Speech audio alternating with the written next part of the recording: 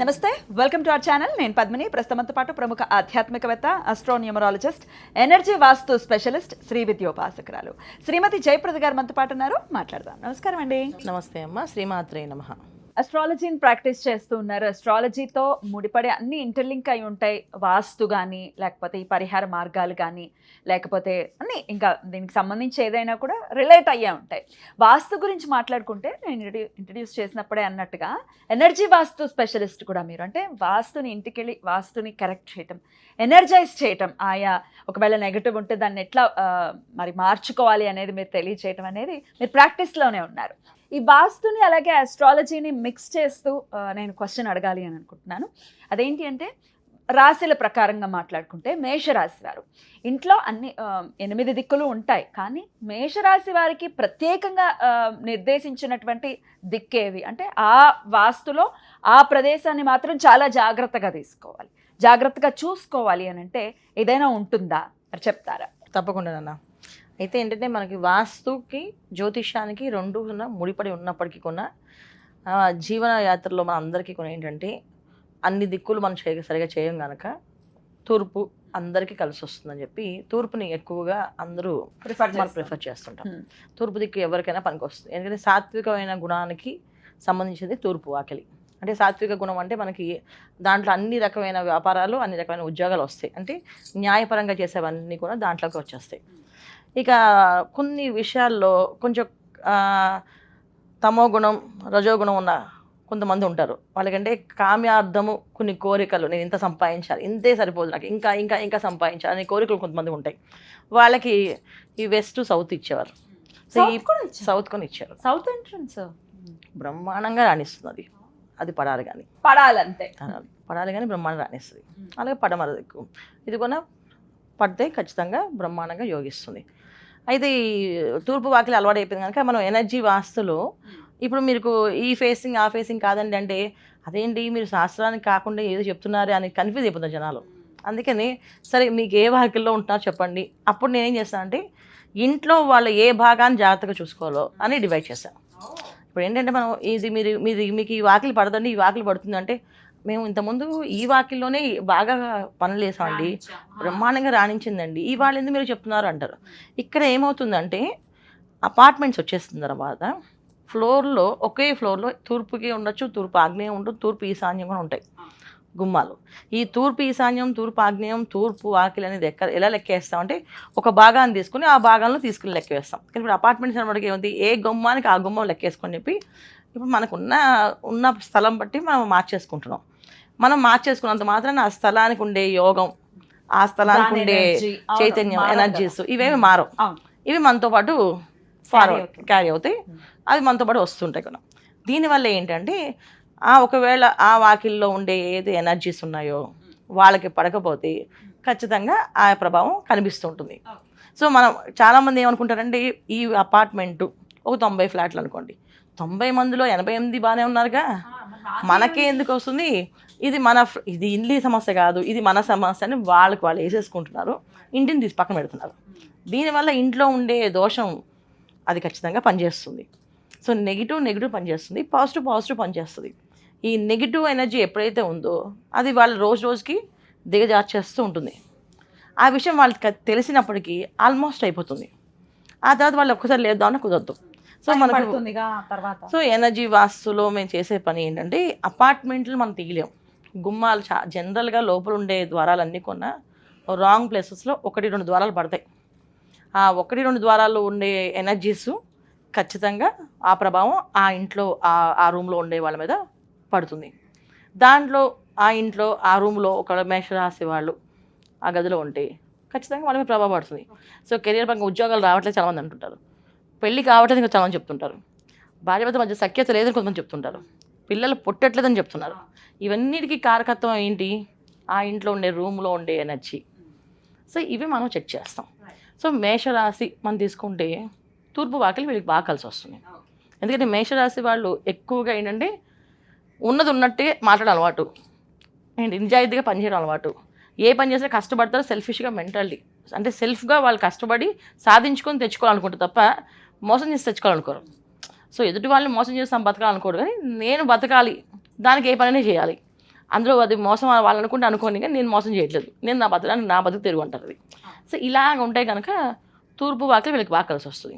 అయితే తూర్పు వాకిళ్ళే ఖచ్చితంగా అపార్ట్మెంట్లో ఉంటుందా అంటే, అపార్ట్మెంట్లో ఒక ల్యాండ్ తీసుకుంటే ఒక లైన్ తీసుకున్నాం అనుకోండి, ఆ ల్యాండ్లో ఒక లైన్లో తూర్పు వాకిలు ఎన్ని ఉంటాయి? సో అన్నీ ఉంటాయి. దీంట్లో వీళ్ళది ఎన్నో వాకిలు అయింది దాన్ని బట్టి 4 ఉన్నాయి అనుకోండి, వీళ్ళది ఒక 2వ అయింది అనుకోండి, అప్పుడు అది ఆగ్నేయం పడవచ్చు, ఈశాన్యం పడవచ్చు, రెండు చూసుకోవాలి. కరెక్ట్గా తూర్పుకి రావచ్చు. ఇప్పుడు డిగ్రీస్ వైజ్ మనం చెక్ చేసుకొని చూసుకొని దాన్ని ఆ ఫార్మేట్ని ఎనర్జీ చేస్తాం. దాన్ని మనం డోర్ తీసేయం, డోర్ని ఏమీ పెట్టాం, కొత్త డోర్లు ఏమి పెట్టాం. దాన్ని ఇక్కడ ఆ ఎనర్జీ ఎంత దెబ్బతిందో ఎంత డిగ్రీస్ వరకు చేయాలో దాన్ని మాడిఫై చేస్తాం. సో సింపుల్గా మాడిఫై చేస్తే ఆ ప్లేస్ ఖాళీ అవుతుంది వాళ్ళకి. సో తూర్పు వాకిలి వచ్చింది, తూర్పు వాకిల్లో వాళ్ళు సోఫాకి తూర్పు గోడకి గట్టిగా వేశారు, దాన్ని కొంచెం జరిపేస్తాం. కొంచెం ఒక 2-3 ఇంచులు జరిపేయండి, ఫ్రీ ఎనర్జీస్ అక్కడి నుంచి పాజిటివ్ ఎనర్జీ లోపలికి వస్తుంది. ఎందుకంటే తూర్పు వాకిలి నుంచి ఆనుకుంటున్న కిచెన్ ఆగ్నేయంలో ఉంటుంది. సో మేషరాశి వాళ్ళకి ఆగ్నేయం చాలా ఇంపార్టెంట్, ఎందుకంటే అగ్నితత్వ రాశి కదా. సో అగ్ని దేవుడు ఉండేది ఎక్కడ? మనకి వంటింట్లో, ఆగ్నేయంలో. సో అగ్నిదేవుని చాలా జాగ్రత్తగా బాధ్యతగా చూసుకోవాలంటే ఆ ప్లేస్ ఆ ప్రదేశం అంతా శుభ్రంగా ఉండాలి. ఇప్పుడు శుభ్రత అని చెప్పి వంటలు చేయడం మానేశారు అనుకోండి, కిచెన్లో చాలా వరకు ఈ కిచెన్ ఎవరు క్లీన్ చేస్తారు, ప్లాట్ఫామ్ ఎవరు క్లీన్ చేస్తారని చెప్పి కొంతమంది వంటలు చేయట్లేదు. సో మన ఒక ఆవిడ అది కిచెన్ అండి అని చెప్పేసి ఇది లోపల కిచెన్ అని చూపించారు. ఇది కిచెను మరి అదొక కిచెన్ అంటే ఇది వంట చేస్తే పాడైపోద్ది కదండి ఇక్కడ అంతా, అందుకని జస్ట్ ఇది కిచెన్ చూడడానికి, వంట అంతా అక్కడ అవతలని ఒక మన వాష్ ఏరియా ఏదైతే పెడతామో ఆ ఏరియాని వాళ్ళు వంటలు చేసుకున్నారు, అక్కడ వంట చేస్తుందని. ఎందుకమ్మా అలాగా అంటే జనరల్గా వంట మనిషి వంట చేస్తుంది కనుక ఆ వంట మనిషి కిచెన్లో చేయకపోవడం ఇష్టం లేదు, అందుకే అక్కడ చేపిస్తున్నాం.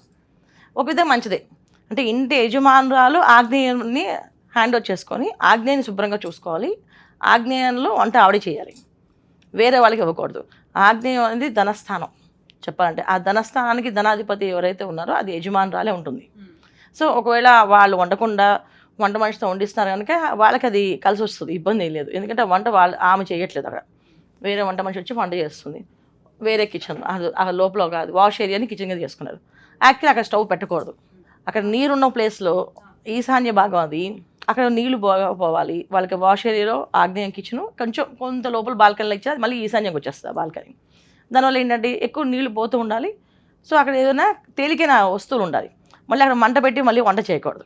దానివల్ల ఏంటంటే వాళ్ళకి లాసెస్ నడుస్తున్నాయి. ఏ బిజినెస్ చేస్తున్నా వాళ్ళ ఆయన బాగా లాస్. ఎందుకు లాస్ వస్తుందో అర్థం కావట్లేదు.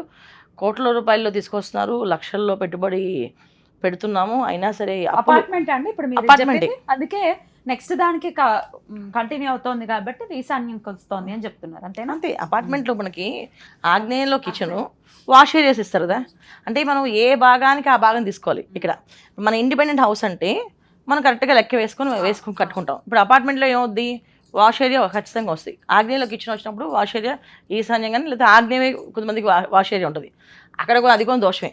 చాలా వరకు ఏంటంటే ఆగ్నేయం కిచెను ఆగ్నేయంలోనే వాష్ ఏరియా, అంటే నీళ్ళు పోకూడదు అక్కడ అసలు. కానీ వీళ్ళు అక్కడ కడుగుతూ తుడుస్తూ ఉంటే కూడా అది ప్రాబ్లమే. సో 2 రకమైన ప్రాబ్లమ్స్ ఉన్నాయి. కొంతమంది ఈశాన్యం బాగా అంటే ఏంటంటే లోపలికి వచ్చిన తర్వాత తూర్పు వాకిల్ లోపల కిచెన్ దాని ఎక్స్టెన్షన్ లోపల మళ్ళీ ఇటు ఇస్తారు, ఇది కూడా ప్రాబ్లం. సో ఇలాంటి దోషాలు ఉన్న చోట మనం దాన్ని మాడిఫై చేస్తాం. సో మేషరాశి వారు ఎటువంటి పరిస్థితుల్లో వంటిల్ని చాలా జాగ్రత్తగా తీసుకోవాలి. ఎటువంటి పరిస్థితుల్లో కొన్ని వంటిళ్ళు చూస్తుంటాం, చాలా భయం వేస్తుంది. అయ్యి బాబోయ్, అంటే వంటిల్లు అంటే మన ఆరోగ్యం అంతా కూడా అక్కడ ఆధారపడి ఉంటుంది. అక్కడ చేసే మనం ఎంత పవిత్రంగా ప్రదేశాన్ని చూసుకుంటే అంత బాగుంటుంది. పైగా వీరికి ధనస్థానం అని చెప్తున్నారు, ధనాన్ని ఇచ్చేటటువంటి ప్రదేశం. ఓకే, సో డెఫినెట్గా కేర్ తీసుకోవాలి, నీట్గా ఉండాలి. అన్నిటికంటే ముఖ్యమైనది ఏంటంటే స్నానం చేసి స్టవ్ అంటించాలి. ఎందుకంటే దీపం వెలిగించే ప్లేస్ అది. అంటే అగ్నితత్వమైన రాసి ఇంటి యజమానురాలు దీపం మొదట వెలిగించేది ఎక్కడంటే తిన్నగా దేవుడు కదా, సానిస్ వచ్చి వెంటనే వంటింట్లో వెళ్ళి పాలు పెట్టడమో పాలు కాచడమో కాఫీ కలపడమో చేస్తారు కదా. సో వీళ్ళు ముందు మొదటిగా స్నానం చేయాలి, స్నానం చేసి స్టవ్ ముట్టుకోవాలి ఈ మేషరాశి వాళ్ళు ఖచ్చితంగా. ఇది వీళ్ళు ముఖ్యంగా పాటించవలసింది. కుదరట్లేదు, మాకు టైం అయిపోతుంది, ఇవన్నీ 2 చెంబులు నీళ్ళు పోసుకోవడం పెద్ద కష్టం కాదన్న. ఒకప్పుడైతే నిజంగా మీరు అన్నట్టు నూతులో నీళ్ళు తెచ్చుకోవాలి, ఎక్కడో బాత్రూమ్లు ఉండేవి, బాత్రూమ్కి వెళ్ళాలి. ఇవాళ అపార్ట్మెంటు షవర్స్ ఉన్నాయి, ఏంటి చాలా ఈజీ వాళ్ళకి, ఏదో దానికి ఏదో ప్రత్యేకంగా స్నానం చేయాలని టైం అనేది మన మైండ్ సెట్ తప్ప ఇక్కడ ఏం పని లేదు. జస్ట్ 2 నిమిషాలు వెళ్ళి షవర్ ఇప్పితే ఆటోమేటిక్గా అవే నీళ్ళు పడతాయి. ఒక 2 చెంబులు పోసుకుని తర్వాత మళ్ళీ కావాలి మీరు ప్రశాంతంగా తీరిగ్గా స్నానం చేసుకోండి, కూర్చొని ఒక గంట సేపు చేసుకుని ఏమి ఇబ్బంది లేదు. కానీ మొదటి 2 చెంబులు నీళ్ళు పోసేసుకుంటే మనం ఏదైతే మంచం మీద పడుకుని లేస్తామో, నిద్ర అవస్థ నుంచి లేస్తామో అది శవావస్థ అంటాం. సో ఆ శవావస్థని దాన్ని శుభ్రం చేసుకోవాలి. ఇప్పుడు మనం ఎవరైనా చనిపోతేనే వెళితేనే స్నానం చేస్తాం, వింటేనే స్నానం చేస్తాం. ఇలా అని ఉన్నప్పుడు మనం పడుకుని లేచినప్పుడు అంటే ఒక శవయాత్ర నుంచి మళ్ళీ యాత్రలా మన జీవితానికి వచ్చినప్పుడు ఖచ్చితంగా స్నానం చేయాలి. ఇది సాంసారిక జీవితంలో ఉన్నారు, మరి గృహస్థులై ఉన్నారు, స్నానం చేయకుండా రాత్రి పడుకొని ఉంటారు, మరి స్నానం చేయకుండా అంటే జనరల్గా దానికి కొంతమంది ఈ మధ్యన తెలుసుకొని చాగంటి వారు చెప్పిన మాటలు విని, మన గరికపాటి వారు చెప్పిన మాటలు విని కాస్త స్నానాలు చేస్తున్నారు. కొంతమంది ఏంటంటే అసలు మాకు అది ఇప్పుడేమి లేవండి, సో అందుకే నేను నా రూమ్ వేరు ఆయన రూమ్ వేరు, నేను స్నానం చేయాలంటారు. అందుకని నేను దీనికి దాని సంబంధం లేదు, మన నిద్ర పడుకొని లేచామంటే స్నానం చేయాలి. ఏమిటో పోకలు, నా రూమ్ వేరు ఆయన రూమ్ వేరు ఉన్నాయిరా. ఇప్పుడు చాలా అంటే నేను రెగ్యులర్గా విజిట్స్కి వెళ్ళడము చూడడం చేస్తున్నప్పుడు మాట్లాడుతుంటాం కదా, వాళ్ళు చెప్పే మాటలు విన్నప్పుడు నేను కొంత షాక్లో ఉండి మళ్ళీ తేరుకుంటూ ఉంటా. సరే ఇది ఈ రోజుల్లో ఇవి కామన్ అయిపోయింది. ఒకప్పుడు అంటే విడ్డూరంగా వినేవాళ్ళు, అమ్మ ఇదేమిటి అని చెప్పేసి. ఇప్పుడు అది అలవాటు అయిపోయింది, కామన్ అయిపోయింది. అంటే ప్రైవసీ అనే పేరుతో వాళ్ళు ఏ పనులు చేస్తున్నారో పాపం వాళ్ళు తెలియట్లేదు. సరే అవన్నీ తర్వాత విషయం అనుకో, మనకి తెలిసిన విషయం మాత్రం ఖచ్చితంగా స్నానం చేసి దీపారాధన చేసేటట్టుగా దేవుళ్ళు వెలిగించే దీపం కంటే వంటింట్లో వెలిగించే దీపమే చాలా ముఖ్యం వీళ్ళకి. అద్భుతం అండి, చాలా చక్కగా వివరించారు. ఇక నెక్స్ట్ వీడియోలో వృషభ రాశి వారు, మరి వీరు వారి ఇంట్లో ఏ దిక్కులో చాలా జాగ్రత్తను వహించాలి అనేది నెక్స్ట్ వీడియోలో తెలుసుకుందాం. థ్యాంక్ యూ అండి, నమస్తే. నమస్తే అమ్మ, శ్రీమాత్రే నమః.